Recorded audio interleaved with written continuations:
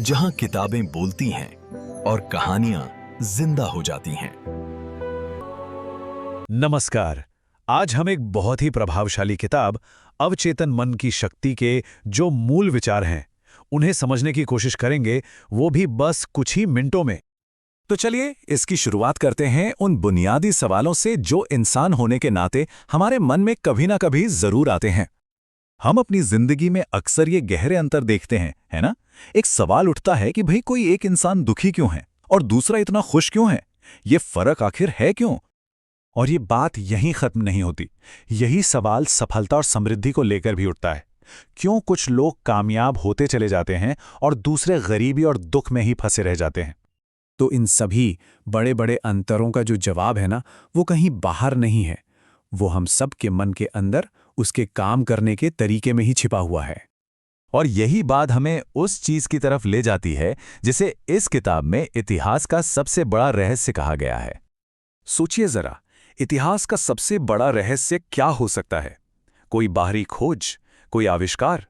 क्या ये परमाणु ऊर्जा है या फिर ब्लैक होल्स? नहीं, रहस्य यह है कि ये कोई बाहरी चीज है ही नहीं। ये एक ऐसी जबरदस्त शक्ति है जो हर इंसान के अंदर पहले से ही मौजूद है, हमारे अपने अवचेतन मन की चमत्कारी शक्ति। अब इस शक्ति को समझने के लिए मन को दो हिस्सों में देखिए। पहला है चेतन मन, यानी हमारा कॉन्शियस माइंड। ये एक गेट कीपर की तरह है जो तर्क करता है, चीजों को चुनता है। और दूसरा है अवचेतन मन, यानी सबकॉन्शियस माइंड। ये है असली क्रिएटिव पावर। ये कोई सवाल नहीं करता, बस जो भी आदेश इसे मिलता है उसे सच मानकर हकीकत बनाना शुरू कर देता है। देखिए, इस रिश्ते को एक बहुत ही बढ़िया उदाहरण से समझा जा सकता है। इंसान लोहे के टुकड़े जैसा है। जब उसमें चुंबक की शक्ति हो तो वो अपने वजन से 12 गुना ज्यादा उठा सकता है, लेकिन जब वो शक्ति खत्म हो जाए तो एक पंख भी नहीं उठा पाता। हमारा व्यक्तित्व भी बिल्कुल ऐसा ही है। या तो विश्वास से चुंबकीय हो सकता है या फिर डर और शक से अपनी सारी शक्ति खो सकता है। तो फिर सवाल ये उठता है कि ये हमारी जो अंदर की दुनिया है, ये किस नियम पर काम करती है? असल में इसे चलाने वाला एक बहुत ही फंडामेंटल नियम है, और वो है विश्वास का नियम। इसका मतलब यह है कि हमारा चेतन मन जिस भी विचार पर पूरी तरह से यकीन कर लेता है, हमारा अवचेतन मन उसे हकीकत में बदलने के काम पर लग जाता है। उसे इस बात से कोई फर्क नहीं पड़ता कि वो विचार अच्छा है या बुरा। ये एक बहुत ही पुराने सिद्धांत पर काम करता है कि हमारी बाहरी दुनिया हमारी भीतरी दुनिया का ही आईना है। जैसा अंदर होगा वैसा ही बाहर दिखेगा। इसका मतलब ये हुआ कि अवचेतन मन एक वफादार सेवक की तरह है। वो बस हमारे विचारों पर रिएक्ट करता है। अगर हमारी सोच, हमारी आदतें नेगेटिव हैं तो नतीजे में असफलता और दुख ही मिलेगा, और अगर हमारी सोच रचनात्मक है तो सेहत और सफलता खुद ब खुद आएगी। अच्छा, तो सिर्फ सिद्धांत जान लेना तो काफी नहीं है।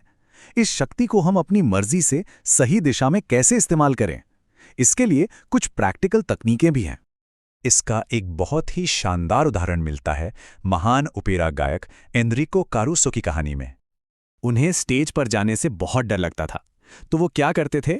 वो परफॉर्मेंस से ठीक पहले अपने डर यानी अपने छोटे मैं को आदेश देते थे कि वो उनके शक्तिशाली अवचेतन यानी बड़े मैं के लिए रास्ता बनाए, और बस इस एक आदेश से उनकी पूरी क्षमता बाहर आ जाती थी। एक और बहुत ही पावरफुल तकनीक है विजुअलाइजेशन। ये एक सिंपल प्रोसेस है।